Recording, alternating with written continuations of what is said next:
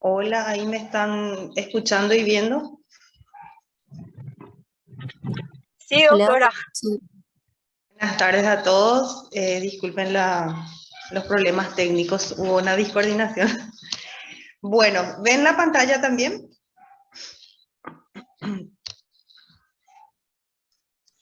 sé si Sí, me doctora, escuchan. se ve. Ok, gracias por responder porque no le estoy pudiendo ver. Bueno, me presento. Yo soy la doctora Lizy Vera. Creo que la doctora María José ya les habló un poco sobre mí. Y para no atrasarnos tanto, voy a empezar a hablarles sobre la primera clase que vamos a dar,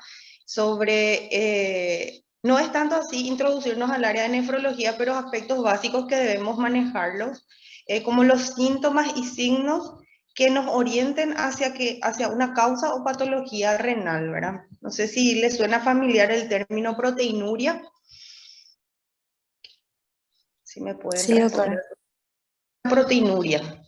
Así sin leer el concepto, por ejemplo, de esto, ¿qué significa proteinuria? Uria es la presencia de De proteína en la orina. Proteína en la orina. en la orina, muy bien, que obviamente es de esperar que tengamos hasta ciertos niveles fisiológicos. Sin embargo, podemos hablar de que ya es significativa o masiva según el rango, ¿verdad? En niños o en pediatría, más bien todos usamos en siempre miligramos, kilopeso o kilodosis siempre. Entonces, podemos considerar de que es normal o fisiológico en un recuento menor a 5 miligramos kilopeso día o 4 miligramos metro cuadrado hora. Más bien nos guiamos por esta primera parte, ¿sí? Significativa es cuando tenemos por encima de 5, pero siempre menor a 50 miligramos kilopeso día. Y podemos observar en algunas patologías que son, por ahí si ya habrán escuchado alguna vez el término síndrome nefrítico, es una de las causas más frecuentes. Y la otra, la masiva, es ya cuando hay una proteinuria por encima de ese valor, que se ven en otra patología más severa, que es el síndrome nefrótico. Entonces el paciente ahí luce edematoso y eso más bien nos va a ayudar a clasificar o orientarnos hacia qué patología podemos estar encontrándonos, ¿sí? Entonces, generalmente en los niños que ya son continentes, aquellos que ya tajan la orina o que no usan pañal, recolectamos en una muestra de orina de 24 horas, que como su nombre lo dice, se junta por todo un día, por 24 horas. Y en los niños que usan pañal podemos usarlo en una muestra aislada de orina, como es parecido a una orina simple, y ahí realizamos algunas relaciones para poder saber el rango, ¿verdad? Y la hematuria es la presencia de sangre en orina. Y esto generalmente evidencia o nos traduce a una lesión renal o de vías urinarias.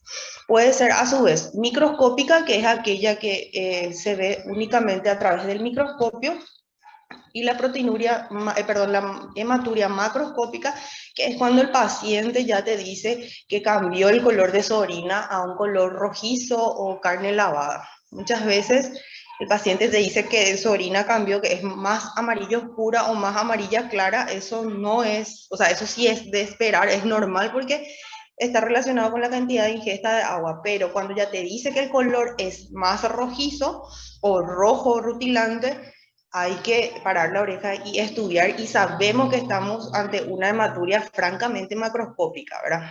Esto puede asociarse a algunas enfermedades o forman parte de un síndrome, ¿verdad? Un ejemplo de una hematuria macroscópica puede ser el síndrome nefrítico nuevamente, que es una de las triadas que tiene hematuria, hipertensión y proteinuria significativa.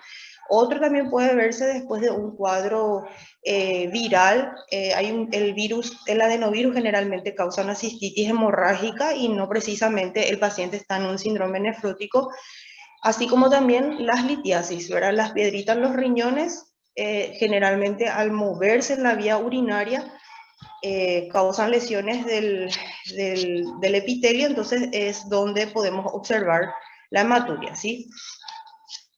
También, acá como dice, puede observarse en condiciones fisiológicas después de un ejercicio intenso o los episodios febriles también, o la deshidratación puede verse acompañado transitoriamente de una hematuria. Otros términos que tienen que ser familiares en cuanto a las características o sí, a los conceptos que tengan que ver con la orina, es decir, la diuresis, son los términos de oliguria, anuria y poliuria. Oligo es poco, es disminución en la cantidad de la orina. Como les digo, en los niños siempre está cuantificado en miligramo kilo peso, es cuando sean internos. Ustedes son alumnos del último año, ¿verdad? Del quinto. Sí, doctora. Sí, doctora. Bueno, cuando el año que viene, cuando sean internos, por ejemplo, van a aprender a hacer lo que es el balance hidrosalino, y ahí todo calculamos por peso, por hora, ya sean 3 o 6 horas. En caso de cuando el niño se encuentra en terapia, se hace hora a hora, ¿verdad? Entonces, si tenemos un paciente que está orinando a menos de 1 miligramo kilo peso hora, entonces es un paciente que está orinando poco. Hay que ver, o está deshidratado, o está haciendo una falla renal aguda, o le falta líquido, es decir, casi siempre está relacionado a una deshidratación. Y la anuria, como su nombre lo dice, anuria, es la falta de la excreción de orina al exterior. Entonces, esto sí ya puede verse también en pacientes renales crónicos o que han sufrido un trastorno, o también el paciente con una falla renal que no está orinando, es lo mismo decir que está en anuria. Poliuria es todo lo contrario a oliguria, es el paciente que orina demasiado. Se ve, por ejemplo, en qué casos ustedes pueden pensar que vemos la poliuria. Más en adultos, por ejemplo, se ve. En pacientes diabéticos, por Muy ejemplo. bien. Sí, asimismo, las 4P del adulto y el niño también. El niño con diabetes tipo 1 tiene poliuria, o hay otras alteraciones, otras enfermedades renales que se acompañan de poliuria. Entonces, siempre tenemos que tener en cuenta esto, que estos términos van a formar parte de, no son enfermedades, pero son signos o síntomas de un síndrome. Ahora vamos a lo que es a la anormalidad en cuanto a la micción, ¿verdad? ¿Habrán escuchado alguna vez el término incontinencia, enuresis, polaquiuria, disuria? ¿O nunca escucharon? Bueno, la incontinencia es aquel paciente que no puede atajarse, como se dice, para hacer pipí, ¿verdad? Generalmente, para tener en cuenta que el control diurno se alcanza generalmente alrededor de los 2 años de edad, es decir, que durante el día el niño ya debe empezar a ser continente. Cuando empieza a dejar el pañal allá por los 18 meses, 1 año y medio, ya se puede practicar de sacarle el pañal durante el día, y va adquiriendo la destreza de saber atajarse el pipí, ¿verdad? Y generalmente a los niños, a los varoncitos, en cuanto al control nocturno, le damos tiempo hasta los 5 años, y a las niñas alrededor de los 10 años, ¿sí? Entonces, cuando pasada esa edad no hay esa capacidad de aprender a ser continentes, es donde hablamos de una incontinencia. Y la enuresis es la emisión de orina durante la noche. El niño que se hace pipí en la cama, allá después de los 5 años, entonces es un niño que tiene una enuresis. Polaquiuria y disuria. Alrededor de los 5 a 14 años, los niños evacuan su vejiga entre 4 a 8 veces al día. El aumento en la frecuencia viene a ser la polaquiuria. Entonces, aquel niño que orina más de 8 a 6 veces al día, o que te dice luego la mamá que cada 1 hora se va al baño, ese niño está con una polaquiuria. Y disuria es el dolor o la molestia, ¿verdad?, cuando uno está orinando. Generalmente está asociado a qué cuadro la disuria, si alguien sabe. Permiso, Lisi. Rafael Yacinada y Elena Cañete Sí. fueron designados hoy como Bueno. entonces cualquier cosa ellos podés Raúl, si preguntarles quiere, o que ellos designen ¿A qué compañero le podemos preguntar? Rafael y a Elena, entonces están. Moderando. Sí. Ah, bueno, y ellos le van a conocer a sus compañeros. Entonces designen ustedes a alguien que me responda si no me siento muy sola.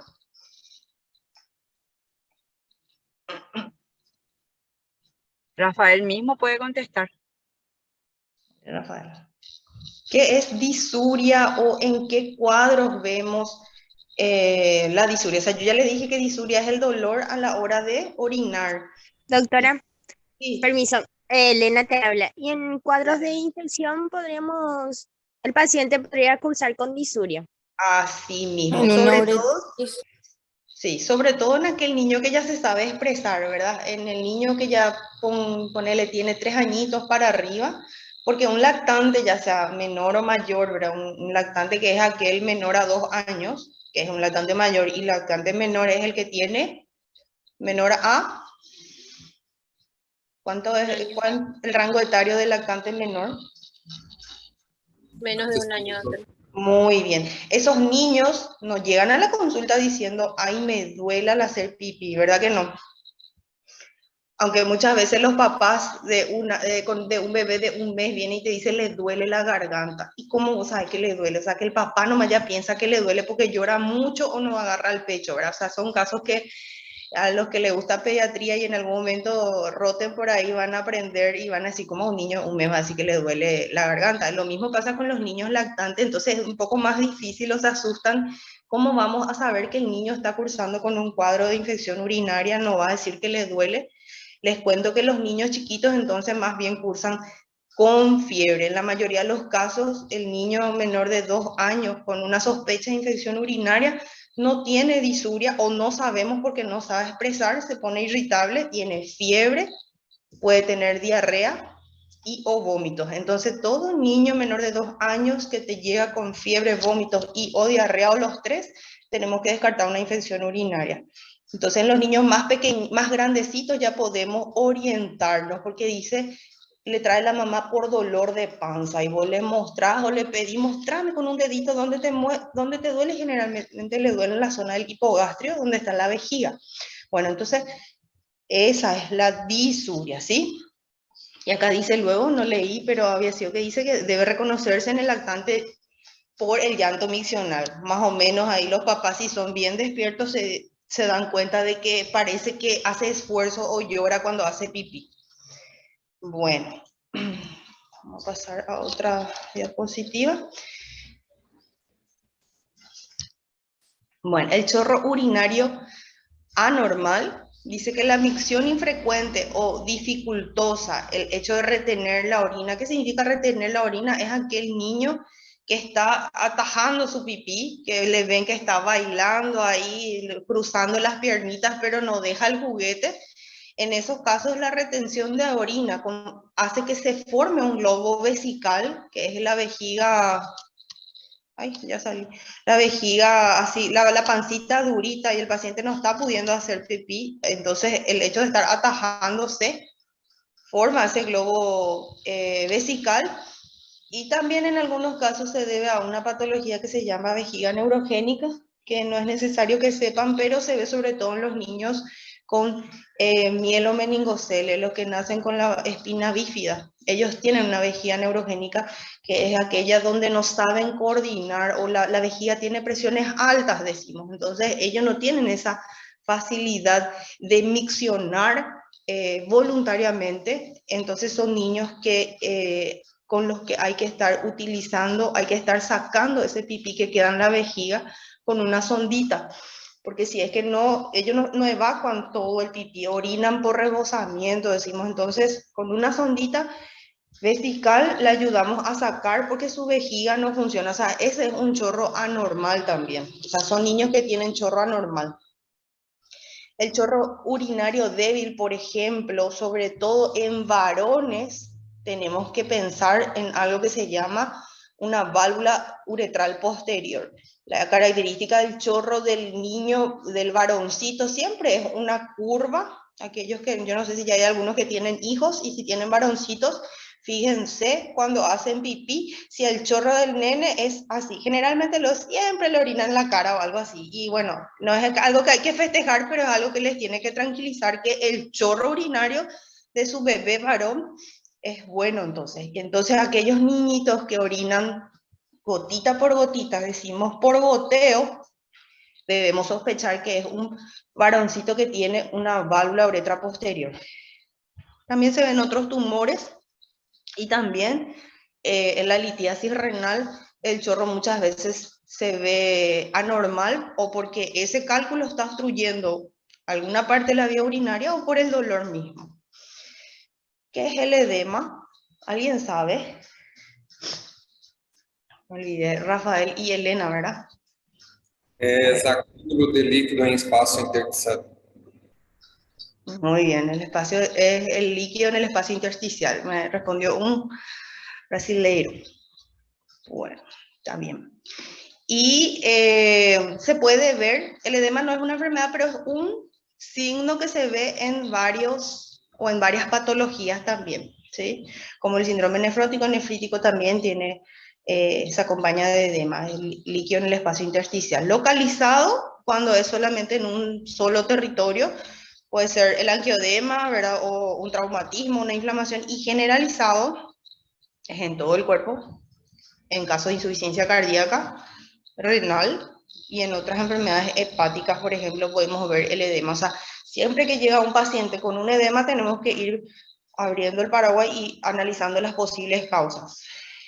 Bueno, y esos son los términos básicos realmente que debemos manejar para adentrarnos un poco en lo que es la parte de nefrología y de ahí partir a otras clases o a otras cosas. No sé, ¿hasta cuándo tenemos tiempo, Doc? Hola, y la verdad que queremos hasta ahora, podemos, el próximo martes continuamos, ¿te parece? Bueno, sin problema, ¿sí? Nos faltaría hablar un poquito de Maturia, o eso ya... Y ahí ya abarcaba lo que era a grandes rasgos hematuria macroscópica, microscópica. Y los otros sería síndrome nefrótico, nefrítico e infección urinaria. Y infección urinaria, ¿me dejas a mí? ¿Puede ser para que yo les dé clase el sábado? Bueno, Sí, sin problema. ya. Bueno, Juan, Rafael y Elena, les agradezco, y también sobre todo le agradezco a la doctora Liz Rivera. Como les dije, para mí siempre es un honor que una especialista sea la que nos dé la clase de las clases modulares. Entonces, por eso era para mí muy importante contar con la doctora Liz, y de paso que la conozcan, porque el año que viene vamos a rotar por el hospital militar, entonces vamos a tener el placer de conocerla también. Entonces, doctora Liz, muchísimas gracias. Gracias a vos también por la oportunidad, doctora. ¿Alguien quiere aprovechar